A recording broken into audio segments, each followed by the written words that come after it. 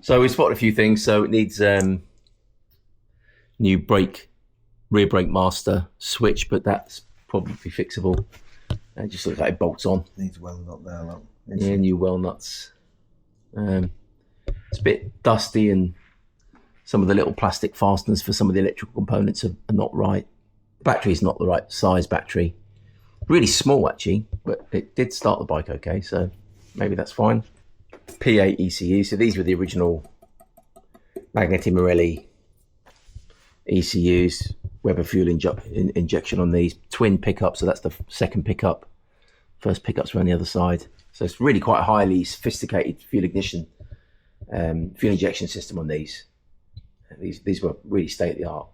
Back in the late 80s, bikes did not have fuel injection. This was really high tech. Right, we're just going to drain the fuel out the tank so we can lift it and give the, basically we're going to strip the bodywork off the bike and give it a really good clean just so we can see what we're working with. We've seen a bit of oil on the left hand side of the rear cylinder, but that could be base gasket or top gasket, I'm not sure, or one of the oil lines maybe. So yeah, right, we'll get the fuel out. Do you want me to hold the top bit? I just can't get over how nice the tanks are to work with, aluminium.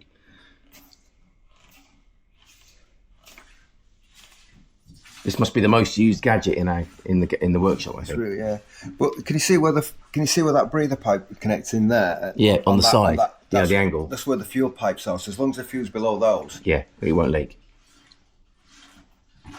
We're certain it's a Japanese import. So that Murakami, they were the official Japanese Ducati importer. So that's nice. The bike's got really nice provenance. That's where it comes from. We even know the original owner's names. That's quite interesting. Right, tank off. That's a bit grotty under here, but not too bad. It just looks like it's never been cleaned, basically. And it does still have, look, there's the water outlet of the top of the rear cylinder. And look, it runs right through the center of the frame. Really unique on these bikes. And that goes across to the other side.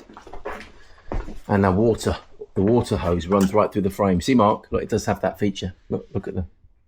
It runs right through the center of the frame, so that will need to be checked inside there. I'll check inside the airbox.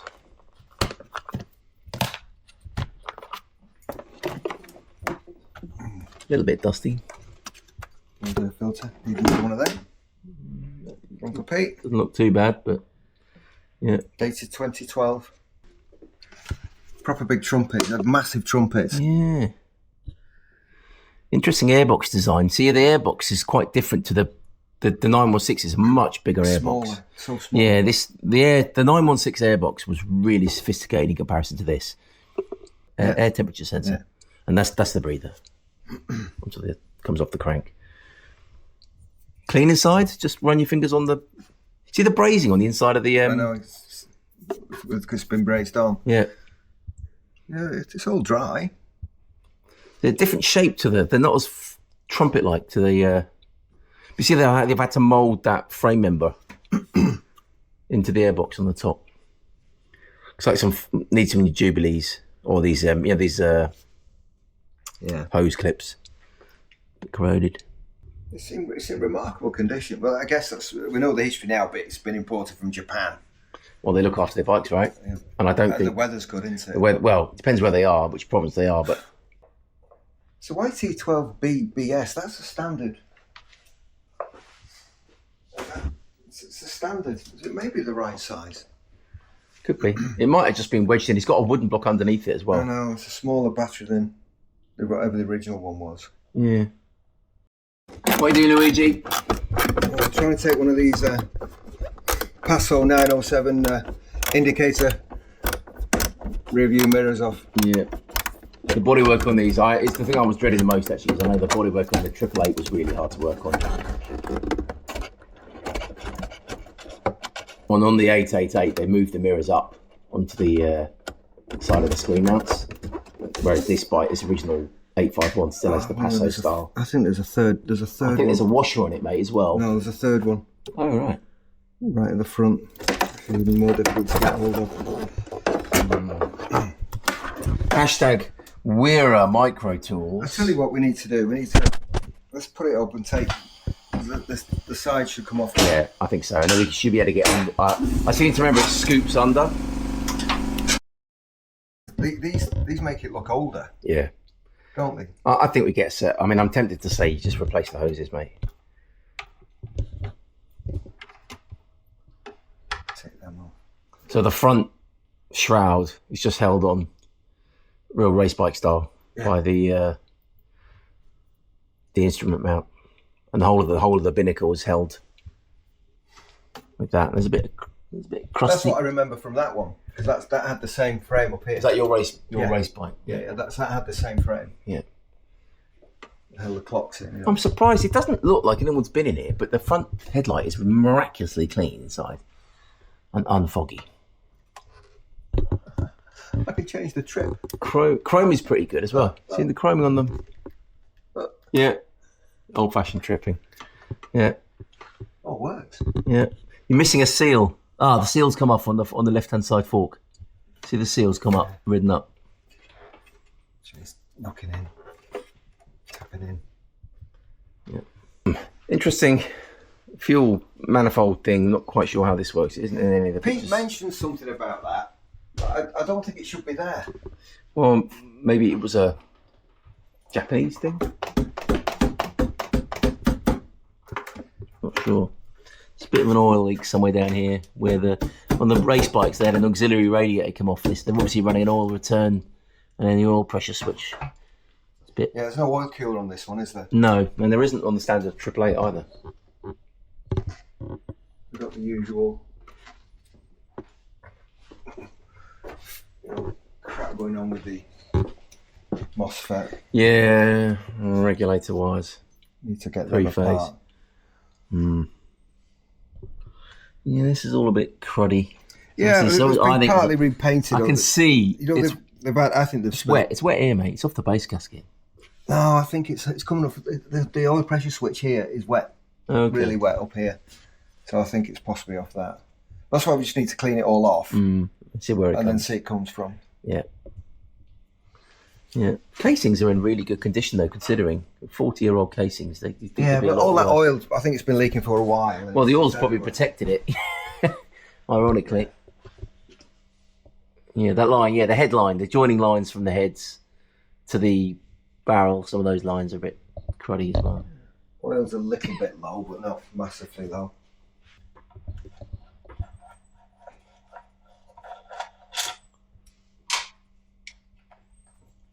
We could quickly service this today, then we know it's... We'll get the belts done. Get the belts done, get the oil changed. Yeah. And then, we then know we can run the engine. Yeah. Guilt-free. Worry-free. Yeah. Yeah, no guilt, definitely worry. So curiously, it does have the blanking plate for where the modern Slave would go.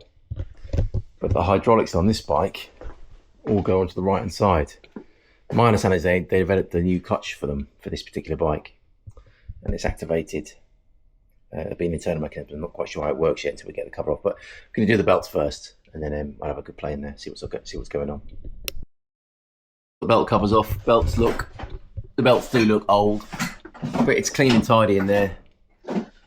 Rollers are a little bit, well, I mean, it's 40 years old, so.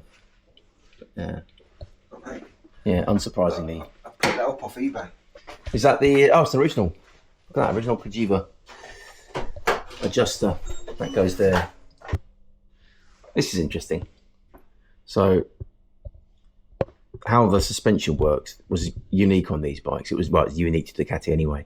And it copied a system that Suzuki was sort of using, where the shock is attached onto the swing arm at the bottom and then onto a cantilever at the top. So it's not on the frame, it's on a cantilever. So it's actually squeezed from both sides. So as the shock goes up, it pushes the cantilever down, and it's obviously it's getting squeezed from both sides. So you've got a bit more control over it. But the ride height seems to be adjusted here by a notched eccentric, held on with, it's very, very, it all looks handmade parts. I don't know if you can see that there. There's a little eccentric, a notched eccentric. It's got a little retaining lug to stop it moving around, and that's your ride height. So the plugs are pretty good. We've changed them anyway. It had champions in it, which I think are probably not standard. I think it's NGKs were the standards. We put a set of NGKs in it, and they are okay. They look a bit. I mean, they look wet because we only literally fired them for a few seconds. Yeah, so it could just be the fact they've not got hot. But I've seen a lot worse. Put it that way. They're not really loads of carbon built up on it. They probably just need a clean, and we could probably put it back in. But they'll go into the spares for another time. Right, so we're just doing the belts. We've spotted that the pulley retaining nuts weren't the right nuts and didn't have the spring washers. So fortunately, Luigi has the kit.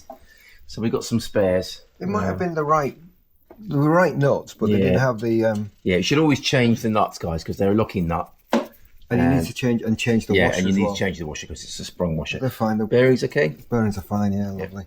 Yeah. The bike's hardly done any work. It's amazing condition for its age. Oh, I've got that problem again. Right, we might not need to take it off. Belts out.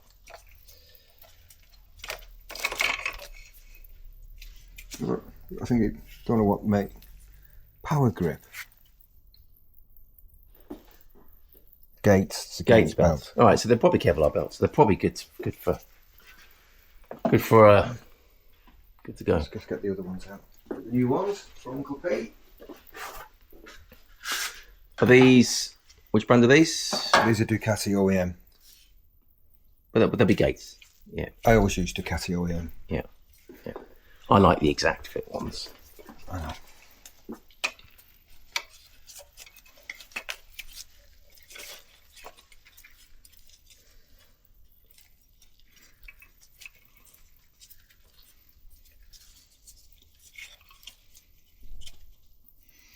Let's start with that one. So that was about there. There, and then that one was where's the line? Right.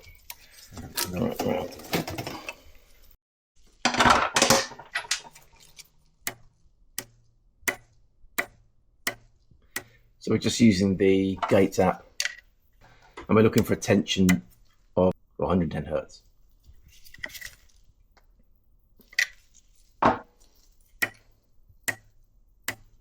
And then we're going to rotate the engine a few times, just check tension again, front and top and back. Happy with that? Yeah, it's there or thereabouts. Right, let's give it a turn.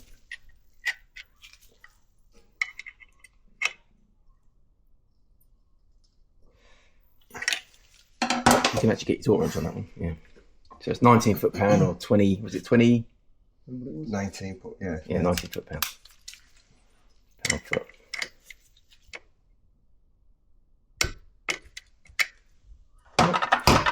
Calibrated elbow? It was about right. Look at that. Spot on? 109. 110, perfect. Let's do it again.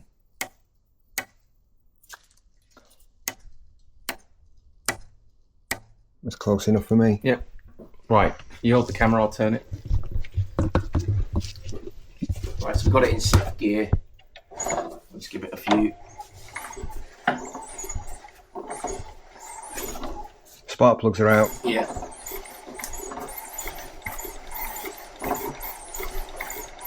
Stinks of fuel. Coming out of the exhaust. Yeah, we did start it, and ran it briefly. So Yes, it'll be wet. There's another interesting thing. So the oil pressure switch would normally be here, wouldn't it? Here. Yeah. Let me just turn it to TDC again.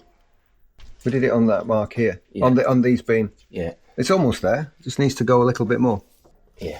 It's right on the tip. It's right on the tension, isn't it? That's why it turned. Right. It's exactly as we wanted it. Yeah. Perfect. Right. Let's test go on, do the frequency. Double check. Do you want to turn it over so people can see the app quickly? Because I realise it's upside down. There we go.